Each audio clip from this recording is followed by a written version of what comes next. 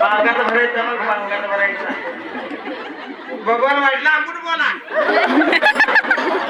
पांगात भरलं बबनवाडी तोरणा यांनी सुद्धा 51 रुपये दिले कुणाला होय व?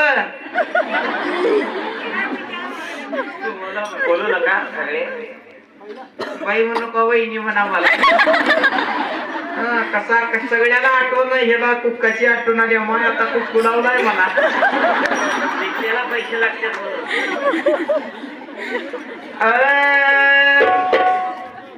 कोण आता कुंकू राहिले का होय व अण्णा होय वा